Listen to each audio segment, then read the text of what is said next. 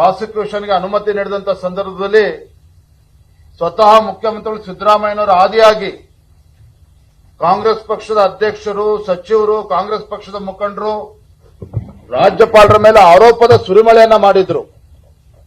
ಇವೆಲ್ಲವೂ ಕೂಡ ರಾಜಕೀಯ ಪ್ರೇರಿತವಾಗಿರ್ತಕ್ಕಂಥದ್ದು. ರಾಜ್ಯಪಾಲರು ಮುಖ್ಯಮಂತ್ರಿಗಳಿಂದ ಮುಖ್ಯಮಂತ್ರಿಗಳಿಗೆ ಪ್ರಾಸಿಕ್ಯೂಷನ್ಗೆ ಅವಕಾಶ ಕೊಟ್ಟಿರ್ತಕ್ಕಂಥದ್ದು ಇದು ಸರಿಯಲ್ಲ. ಇದು ಕೇಂದ್ರದ ಕೈಬೊಂಬೆಯಾಗಿ ವರ್ತನೆ ಮಾಡ್ತಾ ಇದ್ದಾರೆ ಸಿದ್ದರಾಮಯ್ಯನವರು ಆರೋಪಗಳನ್ನು ಮಾಡಿದ್ರು. ಹಾಗಾಗಿ ನಾನು ಗೌರವಾನ್ವಿತ ಮುಖ್ಯಮಂತ್ರಿಗಳಲ್ಲಿ ಆಗ್ರಹ ಮಾಡ್ತಾ ಇದ್ದೇನೆ, ತಾವು ಮುಖ್ಯಮಂತ್ರಿ ಸ್ಥಾನಕ್ಕೆ ರಾಜೀನಾಮೆ ಕೊಡುವ ಮುಂಚಿತವಾಗಿ ಗೌರವಾನ್ವಿತ ರಾಜ್ಯಪಾಲರಲ್ಲಿ ಕ್ಷಮೆಯನ್ನ ಯಾಚಿಸಬೇಕು. ಎರಡನೇದು, ಏನು ಸ್ನೇಹಮಯಿ ಕೃಷ್ಣ ಇದ್ದಾರೆ, ಸಾಮಾಜಿಕ ಕಾರ್ಯಕರ್ತ, ಪಾಪ ಮೈಸೂರಿನ ವಾಸಿಯಾಗಿರ್ತಕ್ಕಂಥ ಸ್ನೇಹಮಯಿ ಕೃಷ್ಣ ಅವರು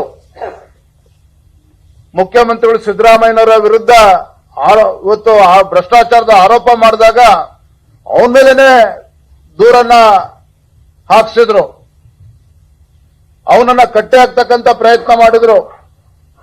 ಎಲ್ಲ ಒಂದ್ ಕಡೆ ಅವನಿಗೆ ಬೆದರಿಕೆ ಆಗ್ತಕ್ಕಂಥ ತಂತ್ರನೂ ಕೂಡ ಮುಖ್ಯಮಂತ್ರಿಗಳ ನೇತೃತ್ವದಲ್ಲಿ ಆಗಿರ್ತಕ್ಕಂಥದ್ದು, ಅವರ ಹಿಂಬಾಲಕರಿಂದ ಆಗಿರ್ತಕ್ಕಂಥದ್ದು. ಹಾಗಾಗಿ ಮಾನ್ಯ ಗೃಹ ಸಚಿವರಲ್ಲಿ ಮತ್ತೆ ಡೈರೆಕ್ಟರ್ ಜನರಲ್ ಆಫ್ ಪೊಲೀಸ್ ಅವರಲ್ಲೂ ಕೂಡ ನಾನು ಆಗ್ರಹವನ್ನು ಮಾಡ್ತೇನೆ, ತತ್ಕ್ಷಣ ಸ್ನೇಹಮಯಿ ಕೃಷ್ಣ ಅವರಿಗೆ ಸೂಕ್ತವಾಗಿರ್ತಕ್ಕಂಥ ಭದ್ರತೆಯನ್ನು ಕೂಡ ಅವರಿಗೆ ಕೊಡಬೇಕಾಗ್ತದೆ. Proper security, police security has to be given to Snehamayi Krishna. ಯಾಕೆಂದ್ರೆ ಪಾಪ ಅವನು ಕೂಡ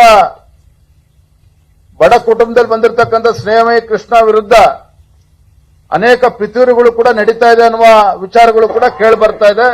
ಹಾಗಾಗಿ ತತ್ಕ್ಷಣ ಗೃಹ ಸಚಿವರು ಈ ವಿಚಾರವನ್ನು ಗಂಭೀರವಾಗಿ ತೆಗೆದುಕೊಂಡು ಸೂಕ್ತವಾಗಿರ್ತಕ್ಕಂಥ ಒಂದು ಸೆಕ್ಯೂರಿಟಿ ಅವರಿಗೆ ಕೊಡಬೇಕು ಅಂತೇಳಿ ನಾನು ಈ ಸಂದರ್ಭದಲ್ಲಿ ನಾನು ಹೇಳೋದಕ್ಕೆ ಇಚ್ಛಪಡ್ತೇನೆ.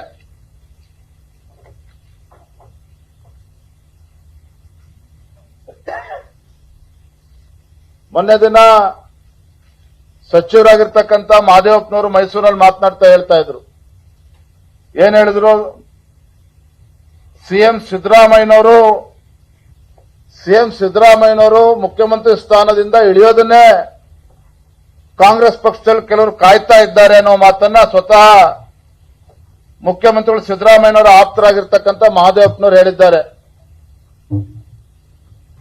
ಅದಕ್ಕೆ ಮುಂಚಿತವಾಗಿ ಮಲ್ಲಿಕಾರ್ಜುನ್ ಖರ್ಗೆ ಅವರು ಬೆಂಗಳೂರಿಗೆ ಬಂದಂತ ಸಂದರ್ಭದಲ್ಲಿ ಅವ್ರು ಹೇಳಿದ್ದಾರೆ, ಸಿದ್ದರಾಮಯ್ಯನವರು ಇವತ್ತು ಇರ್ತಾರೆ, ನಾಳೆ ಹೋಗ್ತಾರೆ. ಅಂದ್ರೆ ಮುನ್ಸೂಚನೆಯನ್ನ ಈಗಾಗಲೇ ಕಾಂಗ್ರೆಸ್ ಪಕ್ಷದ ರಾಷ್ಟ್ರೀಯ ಅಧ್ಯಕ್ಷ ಆಗಿರ್ತಕ್ಕಂಥ ಮಲ್ಲಿಕಾರ್ಜುನ್ ಖರ್ಗೆ ಅವರು ಈಗಾಗಲೇ ನೀಡಿದ್ದಾರೆ.